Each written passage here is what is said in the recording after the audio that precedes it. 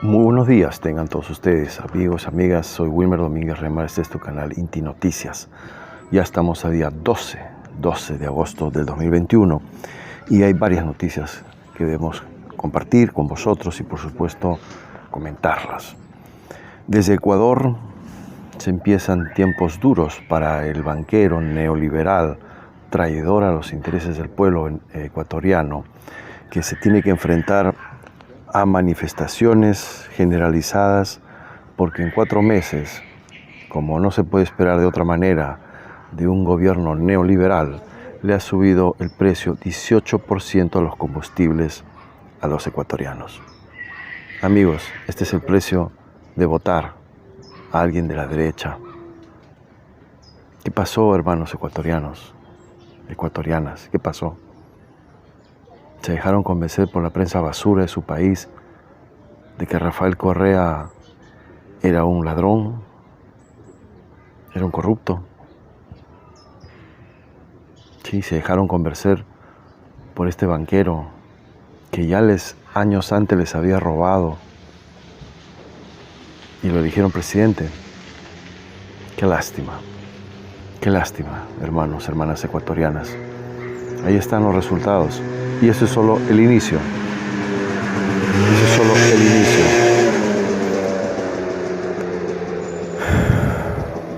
Que suba 18% el combustible en 4 meses significa que todos los demás productos que se tienen a disposición van a subir. Lástima por los hermanos ecuatorianos, pero esto es solo el inicio. Washington, al ver cómo empieza una nueva ola de despertar de la conciencia de los pueblos latinoamericanos, empieza a mover ficha.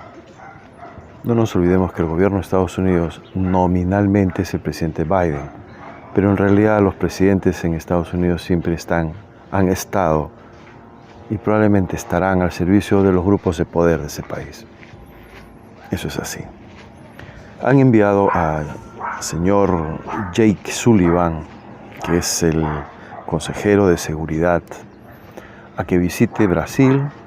Ha ido a poner las cosas claras a Bolsonaro, jalarle las orejas, decirle que se comporte bien, ¿no? Ni que se le ocurra, dice, estar hablando de que Lula da Silva va a hacer fraude. Se nota claramente que es incómodo Bolsonaro para el propio Estados Unidos, a pesar de que es de ultraderecha. No siempre ser de ultraderecha significa estar bien con Estados Unidos. Luego ha pasado por Argentina, se le ha recibido con todos los honores y el gobierno argentino salió a decir de que Estados Unidos le iba a ayudar en sus renegociaciones con el Fondo Monetario. No nos olvidemos que Macri, a quien todavía hay alguna gente que lo quiere de vuelta en Argentina, increíble, alucinante, que los dejó endeudados pero hasta las orejas de aquí a 100 años, esa deuda monstruosa que contrajo Macri, que se la ha dejado a Alberto Fernández para que solucione el problema, ¿sí? Aparentemente, ¿sí? Jorge Argüello, el ministro de Relaciones Exteriores de Argentina, salió a decir que Estados Unidos le iba a ayudar a Argentina en sus negociaciones con el Fondo Monetario, que no nos olvidemos, está básicamente controlada por Estados Unidos. Luego, al día siguiente, salió Juan González, el director senior para Latinoamérica, prácticamente a darle la contraria, a decir que lo que haría Jake Sullivan era trasladarle esa propuesta del presidente de Argentina al presidente Biden. Amigos, lo único que queda claro es que Estados Unidos no es de confiar en absoluto para nuestros países. No te puedes pelear con ellos abiertamente porque te destruyen, pero tampoco te puedes fiar de ellos. Entonces tienes que tener mucha mano izquierda. Harold Forsyth, el papá del ex candidato, ex jugador de fútbol, ex candidato presidencial del Perú, Forsyth, el papá Harold Forsyth, ha sido nombrado, como ustedes saben, embajador y va a asumir, embajador del Perú ante la OEA, y va a asumir la presidencia del Consejo Permanente de la OEA. ¿Quién es el señor Forsyth? Es una persona con amplia experiencia en temas de relaciones internacionales, siempre con gobiernos contrarios al pueblo. De entrada no es de confianza, pero podría ser que en una iluminación el señor decida trabajar para el Perú. Y no solamente para él sus proyecciones personales, que me imagino quiere llegar a ser secretario general de la OEA o cualquier otro cargo, quizás presidente de la ONU, no sé. El hecho es de que el señor asume esta presidencia del Consejo Permanente de la OEA en los momentos que mayor desacreditación tiene la OEA. Una fuerte controversia entre el canciller mexicano Marcelo Ebrard y el secretario general de la OEA, Luis Almagro, provoca revuelo a nivel internacional. Y es que Almagro criticó la labor del canciller cuando se desempeñaba como jefe de gobierno de Ciudad de México.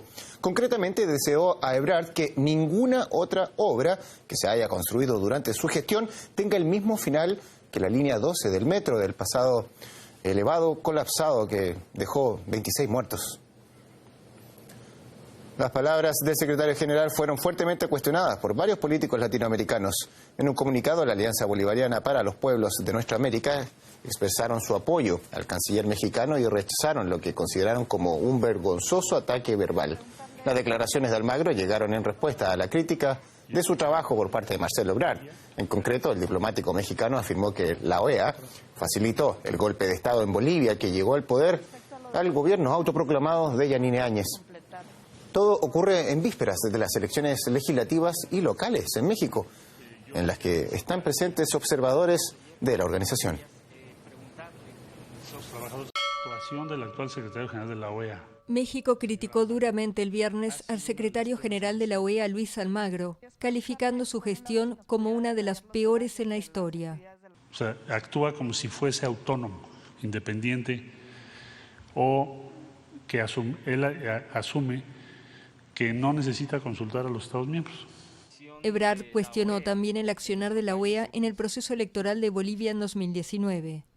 Muy dudosas y cuestionables actuaciones para intervenir en procesos internos, como fue el caso de Bolivia, que fue oprobioso, porque facilitaron prácticamente un golpe en un país con una vida democrática ininterrumpida en los últimos años. A la OEA ya no lo quiere nadie en Latinoamérica, excepto los neoliberales, por supuesto.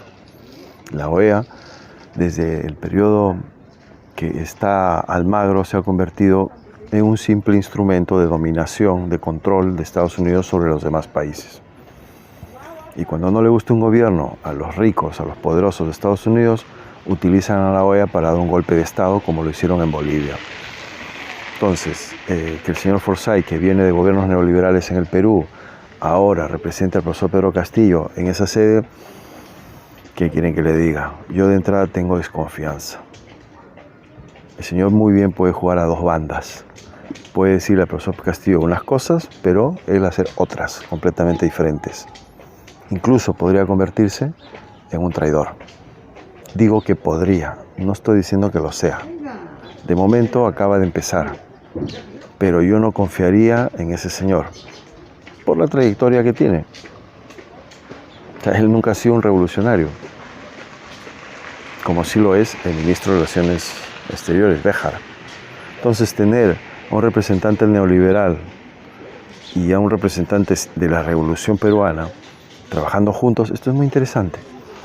Vamos a ver qué sale de esa colaboración, en principio antinatura, pero en política podría ser que al final, si el señor Forsyth realmente ama al Perú, no se dedique a conspirar contra el Perú, señor Forsyth, y trabaje para el Perú. Seguiremos atentamente su trabajo. Comunicarles también que el presidente Pedro Castillo ha estado en Piura, le ha llevado una primera... Perdón, estoy aquí en el campo y hay una mosca aquí. de 19 millones de soles. Ha llevado equipos. Su compromiso es fortalecer el sistema hospitalario piurano en los niveles intermedios y de UCI, unidades de cuidados intensivos.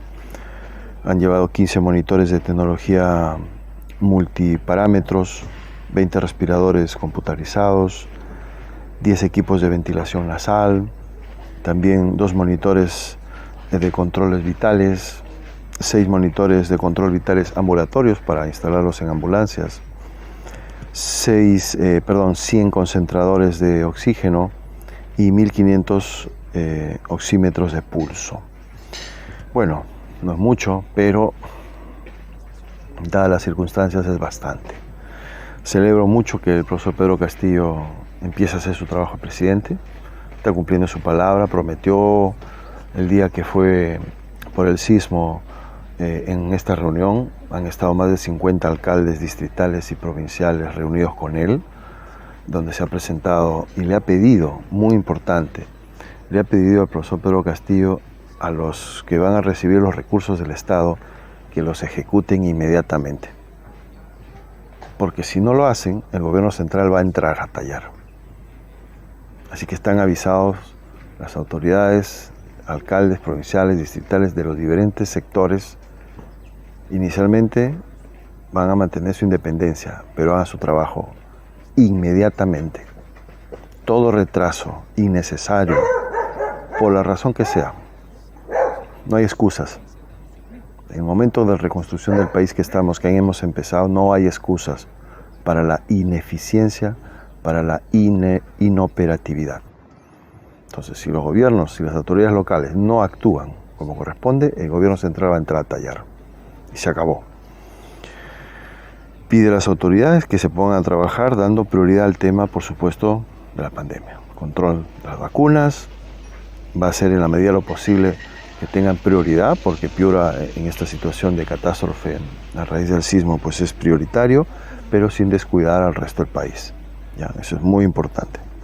También es muy importante comentarles de que se va a reunir con la presidenta del Congreso. Yo creo que está muy bien que se reúna. No es habitual que el presidente, apenas 20 días de haber tomado el cargo, se reúna, pero yo creo que le va a cantar las 40 a la presidenta del Congreso. Tiene que poner en su lugar, porque esta señora se atrevió, ¿sí?, a salir a hacer un llamado con una función que no le corresponde. Si esta señora quiere actuar dentro de la democracia, tiene que respetar las jerarquías, tiene que respetar las autonomías y tiene que respetar las prerrogativas de cada cargo. La señora Alba nunca debió salir a decir que convocaba un Consejo de Estado. Eso corresponde al presidente. Así que yo creo que es momento para que el profesor Pedro Castillo la ponga en su lugar, como corresponde, ¿no? Y le avise bien claro de que por ahí no le espera nada bueno a la señora Alba ni al Congreso si insisten en ese tema de tratar de ponerse por encima del presidente. Zapatero a tus zapatos, cada uno tiene sus funciones. Los señores legisladores están para hacer leyes. No pretendan gobernar ni marcar la agenda del país. No es el Congreso, es el gobierno el que gobierna, entiéndanlo, señores congresistas. No se alucinen. Sí, ustedes tienen unas funciones muy bien establecidas en la Constitución. Dedíquense a eso, dedíquense a trabajar. Ustedes no se están dedicando a trabajar. Están tratando de ustedes gobernar por encima del presidente, de imponer ustedes sus ministros. ¿Pero quiénes son ustedes? El gobierno lo pone el partido que ganó las elecciones, entiéndanlo. Y el partido que ganó las elecciones se llama Perú Libre. Y su presidente, Pedro Castillo. A ellos les corresponde nombrar a los ministros. Y a ustedes darles la confianza o negarles la confianza. Nada más. Evidentemente tienen que conversar, tienen que negociar, eso sí. Pero de ninguna manera ustedes entiendan conversar con imponer. Porque de eso no. No, señores, se han equivocado. El Perú ha iniciado una nueva era. Y como mínimo el 70% de la población peruana apoya al presidente Pedro Castillo y la gran transformación que representa. Y eso se va a hacer respetar. Y si no, van a escuchar a las calles, señores del Congreso, que tenemos mucha experiencia en defender nuestros derechos, como lo hemos hecho con nuestros hermanos acampados ahí durante más de 40 días para defender el voto. Y lo seguiremos haciendo desde nuestras trincheras, denunciando todo acto de corrupción, denunciando todo acto que vaya en contra de la verdadera democracia del Perú. No esa democracia que ustedes dicen defender. Ustedes no defienden la democracia. Ustedes defienden sus intereses. Y cuando no se plega el presidente o sus ministros a sus deseos de la derecha, a pretendernos imponer una agenda, salen a decir todo tipo de barbaridades. Sitúense, por favor, señores del Congreso. Sitúense y dedíquense a trabajar. Rotundo fracaso para el Partido Perú Libre en el Congreso. Y esto se lo debemos al señor Valdemar Cerrón. Señor Valdemar, bravo. Usted es el vocero de Perú Libre, ¿no? Pues mire, es un absoluto fracaso su gestión como vocero de Perú Libre. Usted no sirve para ese cargo. Se lo digo claramente, señor Valdemar Cerrón. Usted no sirve, ha perdido todas las comisiones que debería tener en el Congreso. ¿O es que en realidad usted ya sabe que ese Congreso no le queda mucho tiempo de vida? Sea como sea, asuman las consecuencias de sus actos. Necesitamos gente inteligente, capaz de manejar la mano derecha y la mano izquierda por igual. Y la mano izquierda significa saber negociar. Quien no sabe negociar, quien tiene manías de dictador o de imponerse, no sirve para el Congreso. Servirá para una unidad de policía, un destacamento militar, donde orden y mando. Ahí está bien. Pero de eso no se trata el Congreso, señor Valdemar Cerrón. Qué lástima que hayan sacado a la señora Betsy Chávez, porque ella hubiera hecho un papel 100 veces mejor que usted. Definitivamente. Porque es mucho más inteligente en temas de cómo manejar los temas del Congreso. No solamente por la experiencia que tiene, sino por la intuición y los conocimientos que posee. Qué lástima que en Perú Libre se siga dando prioridad al hermano, al enchufado de turno, ¿sí? Al hombre de confianza del partido, pero que es nulo, cero a la izquierda, en conducir negociaciones en el Congreso. Cuanto antes cambien al señor Cerrón de ese cargo que tiene en el Congreso, mejor para el Partido Perú Libre. Y disculpan que me metan, pero ustedes ya no son solo el Partido Perú Libre. Desde el momento que están en el Congreso representando a todos los peruanos, tenemos todo el derecho del mundo a exigirle y decirle sus verdades. Mala elección han hecho con ese señor ahí. Bien, también queremos comentar un tema muy importante. El 15 de septiembre ya ha confirmado la llegada de un batallón de las Fuerzas Armadas de Rusia, sí amigos, de Rusia, a México. Y no solamente las Fuerzas Armadas de Rusia van a llegar ahí, también llegan otras Fuerzas Armadas de otros países que han sido invitados para celebrar el gran bicentenario de la independencia mexicana, los 500 años de la conquista y la caída de Tenochtitlán, la llegada de los españoles.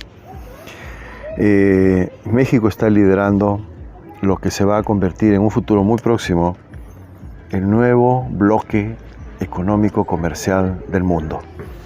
Tenemos actualmente Estados Unidos con México y Canadá, que tienen un bloque ahí comercial, un acuerdo, el Tratado de Libre Comercio. Tiene la Unión Europea, todos los países de la Unión Europea se han unido para ser fuertes comercialmente. Luego tienes a China y Rusia. Estos son las grandes superpotencias. Bueno, pues Latinoamérica tiene que unirse para convertirse también en una superpotencia, como bloque. Y camino de de conseguir esa unidad de bloque, ¿sí? Liderando eso, ahora ha tomado la posta, ya no es Venezuela, solo fue en la época de Chávez, ahora ha tomado la posta a México. Y pudiéramos decir más allá, para los bolivarianos y las bolivarianas de América Latina, del Caribe y del mundo, para los que amamos el pensamiento, el legado, la obra de Bolívar, es muy emocionante ver que precisamente el 24 de julio, el día de su cumpleaños, se le hace un homenaje por todo lo alto en México. De verdad, causó un gran impacto en las emociones de quienes amamos a Bolívar. Ha sido realmente el discurso del presidente López Obrador ante la cumbre de los cancilleres de 33 países de América Latina y el Caribe, ha sido apoteósico. Ha hecho una descripción de la personalidad de Bolívar, de la obra de Bolívar, del impacto histórico de la obra de Bolívar, bueno, como un erudito prácticamente. Y ha colocado temas claves, la necesidad de que se consolide el camino de la comunidad de estados latinoamericanos y caribeños.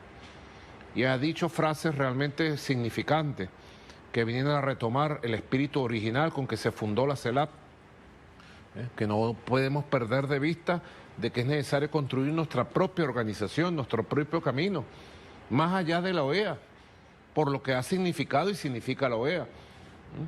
La CELAC fue fundada en un espíritu profundamente rebelde, bolivariano, sanmartiniano, martiano. O sea, fue fundada para construir desde América Latina y el Caribe nuestro propio camino, una comunidad de estados, una comunidad de pueblos de América Latina y del Caribe. México está liderando, entonces el Perú tiene dos opciones. O trabaja para la OEA y sigue de espaldas al desarrollo del Perú, haciéndole la caso a todo lo que dice Washington y la OEA. Por eso que el señor Forsyth no me da ninguna confianza, pero esperemos a ver qué pasa. O directamente entra a trabajar con ese grupo de la UNASUR, la CELAC y todo lo que tiene que ser la consolidación del bloque de Latinoamérica como una unidad económica comercial. Tenemos que hacer convenios fuertes, sólidos, incluso, ¿por qué no llegar a una moneda única? Europa lo logró. Europa logró eso. Y por supuesto tienen una capacidad de negociación. Lo que pasa es que Europa fue un fracaso, porque fue gestado todo desde la perspectiva neoliberal. Ahí fue su fracaso. Entonces, en Latinoamérica esperemos que con estas enseñanzas que hemos recibido de la historia, podamos trabajar en la dirección de constituir un bloque comercial económico fuerte, superpoderoso, pero sin las falencias, sin las carencias, sin los defectos, sin las debilidades de un impulso de esta naturaleza condicionado, coordinado, inspirado por el modelo neoliberal, sino todo lo contrario. Inspirado por la soberanía de nuestros pueblos, inspirado por la verdadera revolución democrática que atraviesa Latinoamérica una vez más de sur a norte. Amigos, llegamos aquí al fin de este programa. Les dejo la conferencia de prensa sorpresa que tengo para ustedes y será hasta un próximo programa. Wilmer Domínguez Remar, transmitiendo desde algún punto de la costa catalana para todo el Perú y el mundo. Un fuerte abrazo. Hanchamunasqay wayqipanaykuna hatun kankayray napaykuyta chayrichimukichis sapanka ojnikichisma. Hoy, al celebrarse el Día Internacional de los Pueblos Indígenas, es para mí un honor comunicarles que nuestro gobierno tiene el firme propósito de respetar sus derechos y darles la categoría de ciudadanos del campo. Somos conscientes que por décadas nos hemos visto postergados y les digo, eso ya se acabó. Nuestras comunidades son organizaciones sumamente importantes porque son ellas las que preservan nuestra identidad étnica y cultural, manteniendo así el legado histórico y milenario de nuestros pueblos. Reconoceremos y devolveremos la dignidad a las comunidades campesinas y los pueblos originarios del Perú, porque esto es fundamental para sentar las bases de la segunda reforma agraria. El derecho al uso de la tierra no solo debe ser vista para poseerla y producirla, sino, sobre todo, debe ser símbolo del legado cultural y su transmisión a las generaciones un deber para seguir preservándola. Hoy les digo que el respeto a la propiedad de las tierras de sus comunidades será lo más importante en nuestra gestión desde el Midagri. Nuestro ministerio será en adelante un nexo entre las necesidades de nuestros pueblos y el gobierno nacional. Ya empezamos a trabajar, tienen mi compromiso de ministro, pero sobre todo de campesino, agricultor, que así será. Feliz Día Internacional de los Pueblos Indígenas.